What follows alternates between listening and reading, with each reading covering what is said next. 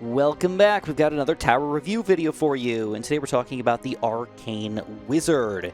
When we've got this many towers to pick from, it's really difficult to figure out which one is going to be the most useful for you, but I would argue that the Arcane Wizard in most situations is going to be very useful to you. So the attack damage, it's very high. Of course, it's a magic damage, which more guys are going to have armor than magic resistance for you. So this is just going to be super helpful. Just get the damage out there. According to this, the cooldown is mid, but it should actually be more down here. And the range is mid, but should also be a little higher this way. So I don't really understand these things. Sometimes they're just wrong, but I say it anyways. And then skills-wise, we've got the Disintegrate and the Empowerment, which powers up nearby towers. So let's jump into a game and test it out. So magic damage is obviously really important. More units are going to have armor than they're going to have magic resistance. So more often than not, you're going to go more magic than attack damage, if you ask me. More often, but not always. So here we go, Arcane Wizard. Let's start off with a base Arcane Wizard, 13 to 19 damage, not bad at all. I mean, that's like 2 to 3 times what the Archer Towers do as a base attack, but the attack is slow.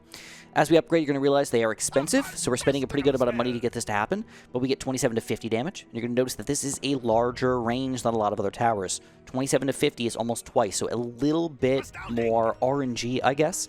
So when you're playing, you might have a smidge more RNG happen to you. Be like, it didn't work for me, Chris. Well, that's this aspect. Okay, just got to kind of get used to it. 51 to 84 damage, and again, very slow, but long. And again, when the range doesn't make any sense, we've got great range here, but still very slow attack. I don't understand those things at the front. That's why I would say, they say, instead of it is. And then we got 74 to 139 damage right here. So we're going to jump in to some guys here. I'm going to build another mage tower over here, not over here, but I'll show you why in a second. We're going to upgrade them up just a little bit as well. And then we got to start talking about the Disintegrate option. So this is probably the reason you want to build an Arcane Wizard, the Disintegrate. If you're not using this on level 6, level 11, level 15, you are playing the game wrong. Okay, these are the best towers and abilities in the game to kill bosses with. Just 100%. I don't know how else to say it. It's just do it.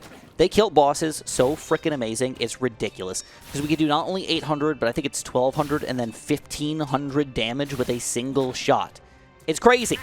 So, of course, it can be a little random. You can accidentally disintegrate the wrong guy here and there. That could be kind of unfun to deal with over here. But overall, we do pretty good damage. You know, we do damage to kind of across the way here. One thing you got to keep in mind with the magic towers is the overkill aspect. If you're fighting a lot of really tiny units and you're doing over 139 damage, for example, we can overkill a unit. So when you only have 50 attack, we're going to shoot our attack and we're going to waste possibly 50, 60, 70 total damage. That could be kind of sad.